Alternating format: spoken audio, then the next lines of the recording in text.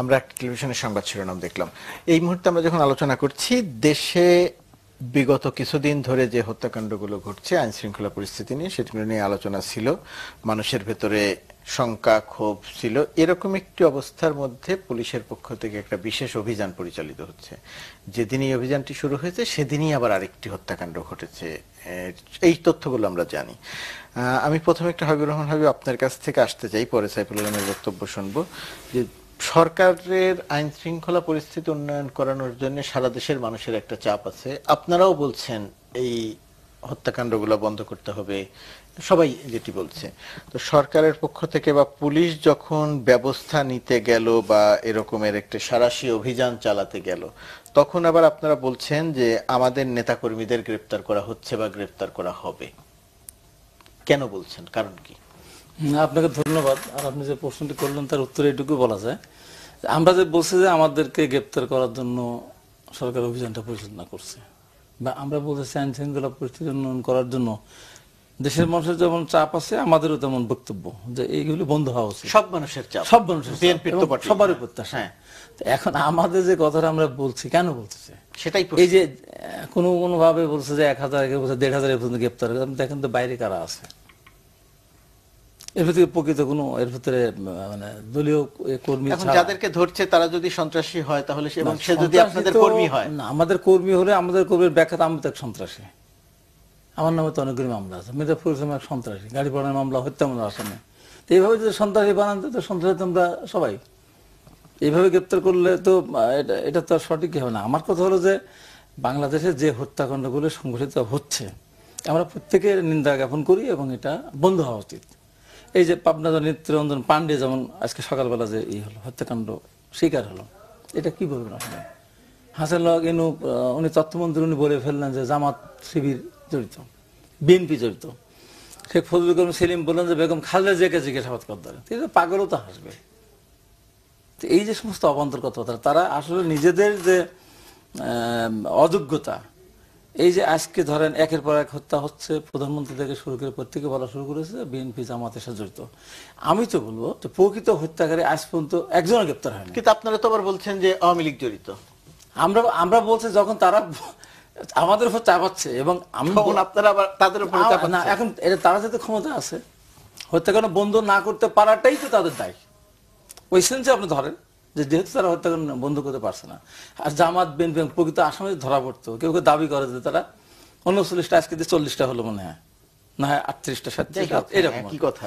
এই ঘটনার মধ্যে দিয়ে যদি প্রকৃত আসামি ধরার কথা, কালকে আমি দেখলাম একটা টেলিভিশনে বলছে যে এরকম অধিকাংশ আমরা গ্রেপ্তার করেছি এবং আমাদের নলেজের মধ্যে আছে, প্রধানমন্ত্রী বলে ফেলছেন তার কাছে সবকিছুই আছে।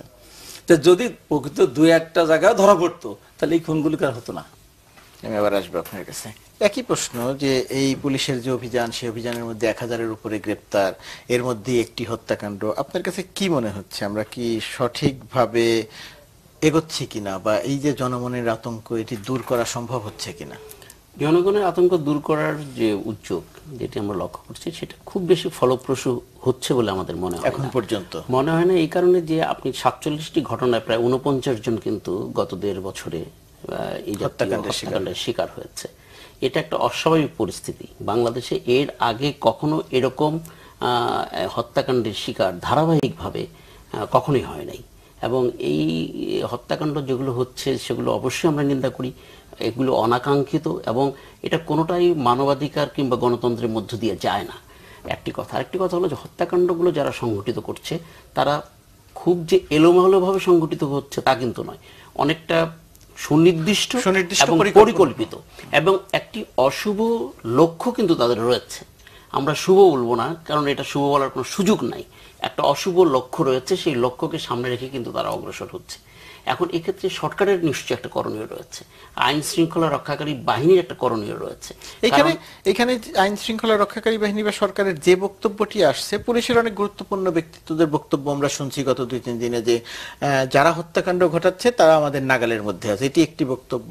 পুলিশের পক্ষ থেকে মন্ত্রী থেকে শুরু করে বলছেন যে আমরা সফল হচ্ছি, ব্যবস্থা নিচ্ছি, 2-1টি ঘটনার ব্যবস্থা ছাড়া, নেওয়া যাওয়া ছাড়া, তাছাড়া সবই ব্যবস্থা নিচ্ছি।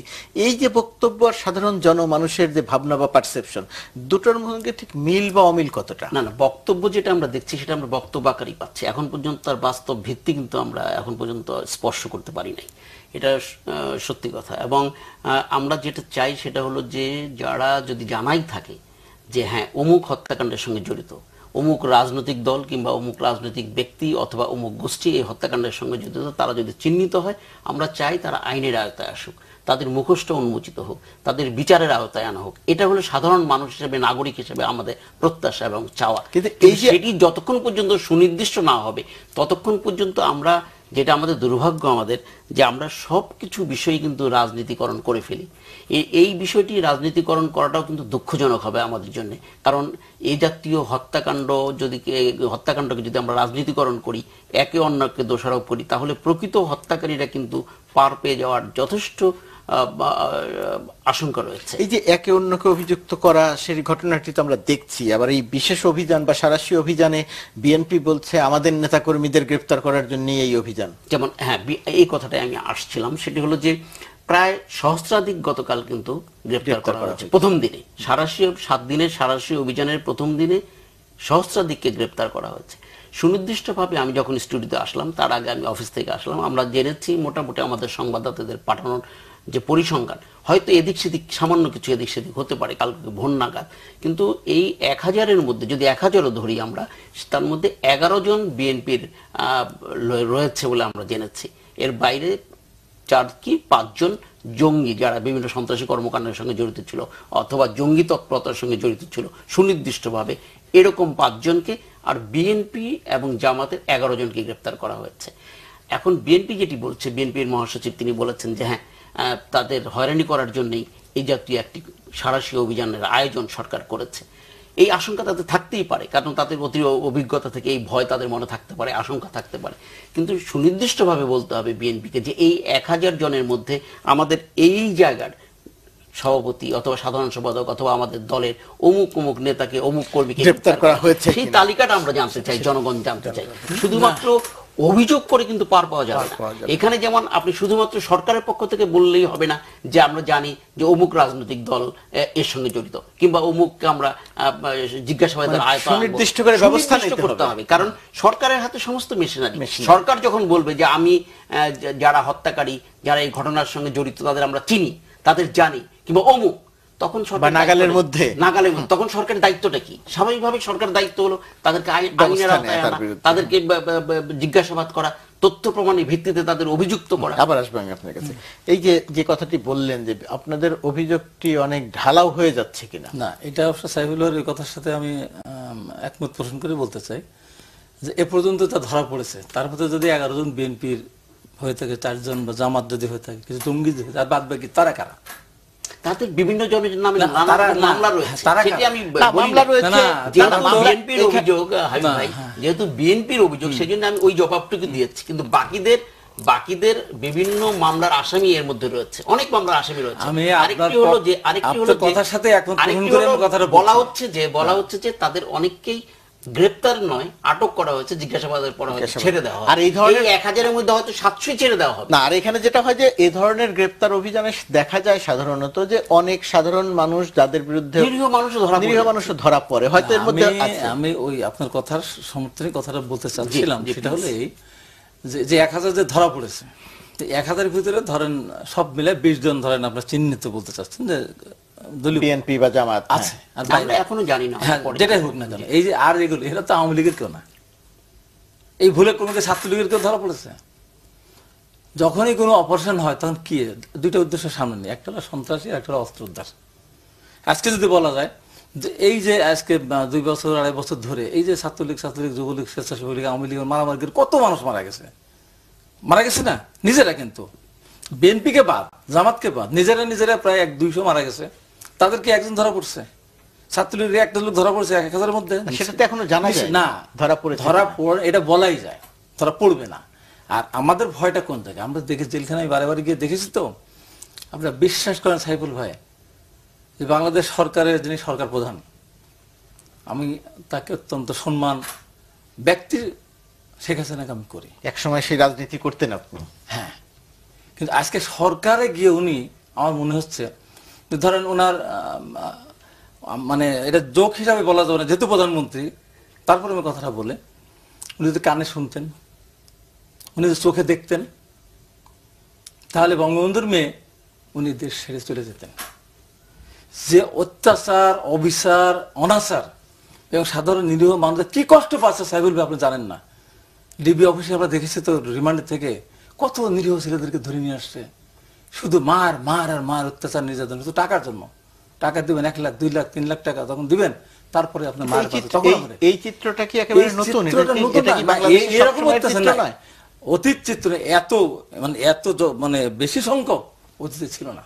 এই যে লক্ষ লক্ষ নামের নেতা কর্মীদের নামে যে মামলা এদিকে আগে ছিল, এই জায়গায় মির্জা ফখরুল ইসলাম আশঙ্কা করেছে, আমরা আশঙ্কা করতেছি যে 1,500 যখন এক রাত্রে ধরা পড়ছে, 7 দিনে আরো বেশি ধরা পড়বে।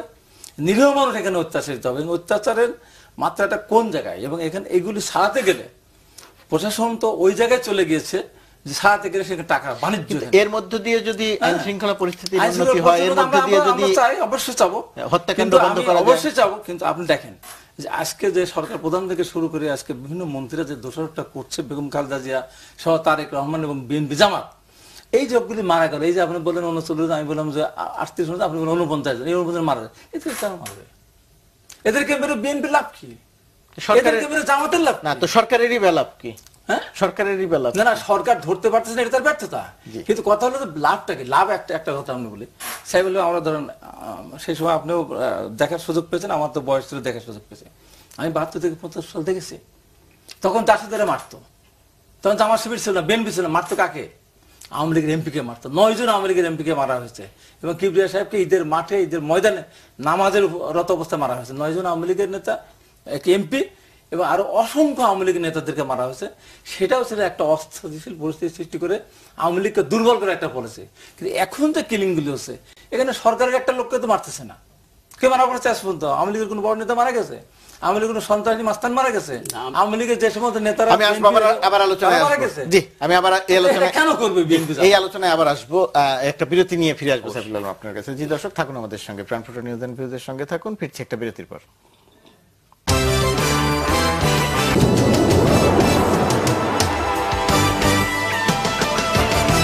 প্রাণফোটো নিউজ এন্ড ভিউজ অনুষ্ঠানে বিরতির পর আবারও স্বাগত। আমরা কথা বলছি সাংবাদিক সাইফুল আলম এবং রাজনীতিবিদ হাবিবুর রহমান হাবিব। হাবিবুর রহমান হাবিব, বিরতির আগে যে কথাটি বলছিলেন যে বিএনপি কেন মারবে, যে হত্যাকাণ্ডগুলো ঘটছে, বিএনপির উপরে যে অভিযোগ করা হচ্ছে, আরেকটি কথা তিনি বলছেন যে বর্তমান সময়ে বা গত কিছু বছর ধরে যে পরিমাণ নিপীড়ন, নির্যাতন চলছে, মানুষের উপরে ধরে আনা হচ্ছে, মারা হচ্ছে, রিমান্ড হচ্ছে, নানা কিছুর কথা চিত্র বলেছেন। এই দুটি জায়গাতে আপনার মতামত জানতে চাই। এটা কি বাংলাদেশের সব সময়ের চিত্র, না এখনই আসলেই বেশি? না, একটা বিষয় স্পষ্ট ছিল, যদি এই ধরনের ঘটনা কেন ঘটবে এটা বলা হলো, কিংবা বিএনপি কেন করবে, একটা বিষয় স্পষ্ট যে এই ধরনের ঘটনাগুলো করার পেছনে, হত্যাকাণ্ডগুলো সংগঠিত করার পেছনে অনেকগুলো মোটিভ রয়েছে, উদ্দেশ্য, লক্ষ্য রয়েছে। প্রথমত হলো যে একটা অস্থিতিশীলতা সৃষ্টি করা, দ্বিতীয়ত হলো যে সরকারের ভাবমূর্তি দেশে, দেশের বাইরে ক্ষুণ্ণ করা, এটা অস্বীকার করার উপায় নেই। এবং জাতি হিসেবে আমাদের সামগ্রিকভাবে কিন্তু আমরা একটা চ্যালেঞ্জের মধ্যে পড়ি, যে সন্ত্রাসবাদ, জঙ্গিবাদ এ দেশে মাথাচাড়া দিয়ে উঠেছে। আপনি লক্ষ্য করবেন ঘটনাটার উৎপত্তি কখন। আপনি যদি ধরেন সেই অস্ট্রেলিয়ান টিম আসা থেকে শুরু করে অস্ট্রেলিয়া, তারপরে ইংল্যান্ড, তারপরে ইউরোপীয় ইউনিয়ন, তারপরে ব্রিটেন, তারপরে মার্কিন যুক্তরাষ্ট্র, সব মিলে একটা সময় গেছে। আপনি 1 বছর আগের কথাটা চিন্তা করেন, যে কারণে কিন্তু মনে হচ্ছে যে না, এটা শুধুমাত্র বাংলাদেশের ভেতর থেকে একটা জঙ্গিবাদ কিংবা জঙ্গি গোষ্ঠী এই তৎপরতাগুলো তো করছে, সেটা কিন্তু তা কিন্তু নয়। নানা উপসর্গগুলো যদি আপনি এক জায়গায়, এক সরল রেখায় আপনি টেনে আনেন, তাহলে দেখবেন যে এটা দেশে এবং দেশের বাইরে একটা বিরাট যোগসাজশের মধ্যে। এবং আপনি লক্ষ্য করবেন যে মার্কিন যুক্তরাষ্ট্রের যে আগ্রহ বাংলাদেশে একসঙ্গে কাজ করার, সেটা কিন্তু প্রায় প্রকাশ্য, এটা প্রকাশ্যই তারা বলছে, তারা স্পষ্টভাবে বলতে চায় যে তারা এখানে আসতে চায়, তারা একসঙ্গে কাজ করতে চায়।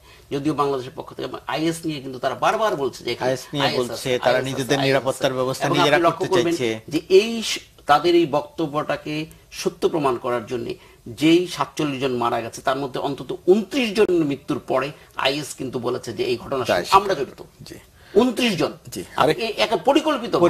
কাজেই একটা কেন ঘটছে, ঘটছে এই কারণে যে একটা সরকারকে স্থিতিশীল করা, বাংলাদেশ যেভাবে মানে নানাভাবে একটা রাজনৈতিক স্থিতিশীলতা কিন্তু এখন রয়েছে গত এক বছর, তো সেই সেটিকে কারণে বিনষ্ট করা। সেটিকে বিনষ্ট করা এবং বাংলাদেশের অর্থনৈতিক অগ্রগতিটাও কিন্তু আমরা মনে করি যে অনেকের কাছে এখন এই মুহূর্তে ঈর্ষণীয়। একটু সংক্ষেপে জানতে চাই যে নিপীড়ন নির্যাতন বিষয়ে নিপীড়ন হাবিবুর রহমান নির্যাতনের হাবিব কথা যেটা আপনি যদি বলি, আমরা নিপীড়ন নির্যাতনটা ঘটনার পরিপ্রেক্ষিতে কিন্তু অনেক সময় বেশি হয়েছে। হ্যাঁ, যেমন আমরা যেটি লক্ষ্য করেছি যে 5ই জানুয়ারি নির্বাচন পরবর্তী ঘটনা বলি, কিংবা তারপরে আরে বর্ষপূর্তির সময় যেটি ঘটলো 83 দিনের একটা বিরাট কর্মসূচি, রাজনৈতিক কর্মসূচি বাংলাদেশে হয়েছে।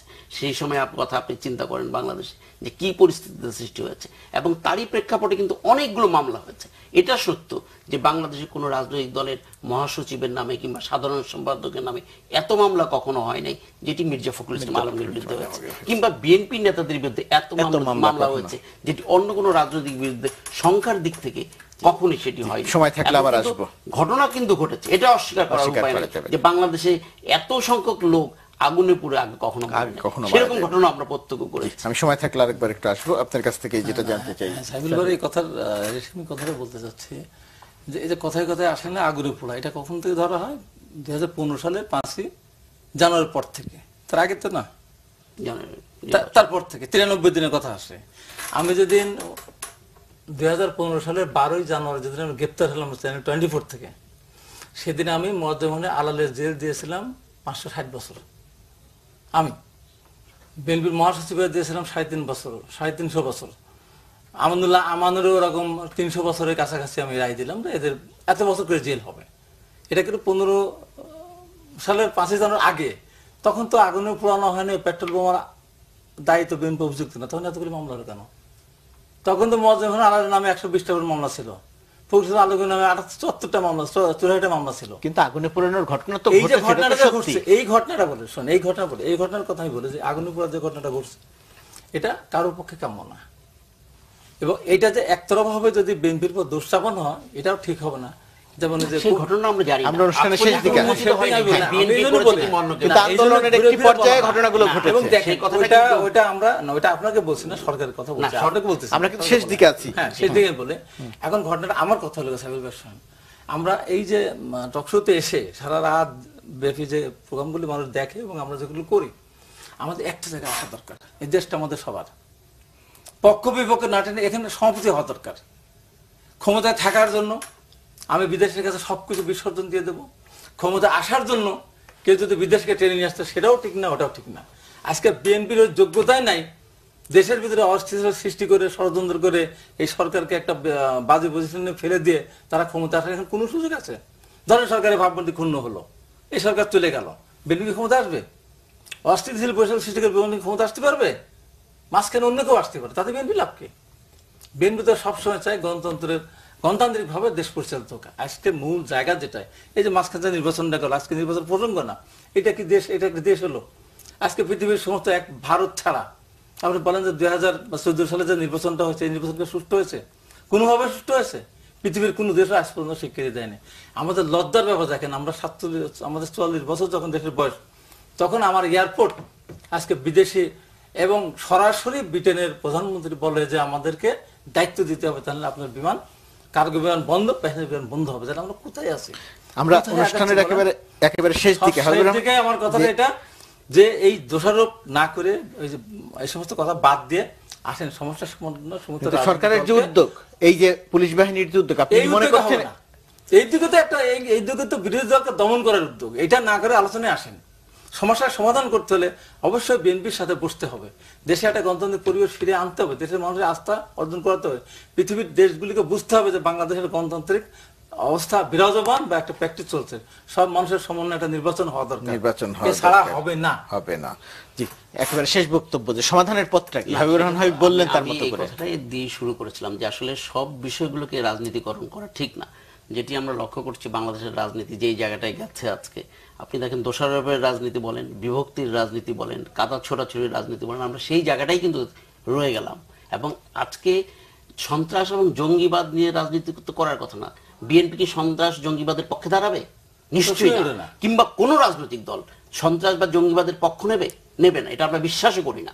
কাজে কিন্তু তারপর আমরা দেখি যে যখন সন্ত্রাসী সন্ত্রাস অথবা জঙ্গিবাদের প্রশ্ন আসে কিংবা যে কোনো একটা বিষয় আছে, মানুষের মৃত্যু নিয়ে আমরা দেখি অনেক সময়, বা আপনার সড়ক দুর্ঘটনায় অনেক বড় মৃত্যু হলো, সেটা নিয়ে আমরা রাজনীতিকরণ করতে দেখি। কাজে এটা একটা দুর্ভাগ্য আমাদের বাংলাদেশের রাজনীতির, যে আমরা সেই জায়গাটাতে এখনো উত্তরণ ঘটাতে পারিনি, কিন্তু উত্তরণ ঘটাতে চাই বা ঘটানো দরকার। বিষয়টা রাজনীতিতে থাকবে, রাজনীতির বাইরের বিষয়গুলোতে ঐক্যমতের ভিত্তিতে আমরা এগিয়ে নিয়ে যাব। এই জায়গাটা আমাদের পারি না, এই জায়গাটা আমাদের ঘাটতি রয়েছে। সাইফুল আলম এবং হাবিব রহমান হাবিব, ধন্যবাদ আপনাদের দুজনকেই। আমরা সংক্ষিপ্ত সময়ের আলোচনায় অত্যন্ত গুরুত্বপূর্ণ প্রসঙ্গ নিয়ে আলোচনা করলাম। আমরা এখনো পর্যন্ত খুব বড় কোনো আশাবাদের জায়গা দেখছি না, তবে দেখার প্রত্যাশা রাখছি, এবং সেটি প্রত্যাশা যাতে বাস্তবে রূপ পায় তার জন্য যা করা দরকার নিশ্চয়ই সরকারের কাছে সেটাই প্রত্যাশা। প্রাণফুটা নিউজ অ্যান্ড ভিউজের সঙ্গে প্রিয় দর্শক এতক্ষণ থাকলেন, আগামীতে থাকবেন এই প্রত্যাশা রেখে আজকের মতো বিদায় নিচ্ছি।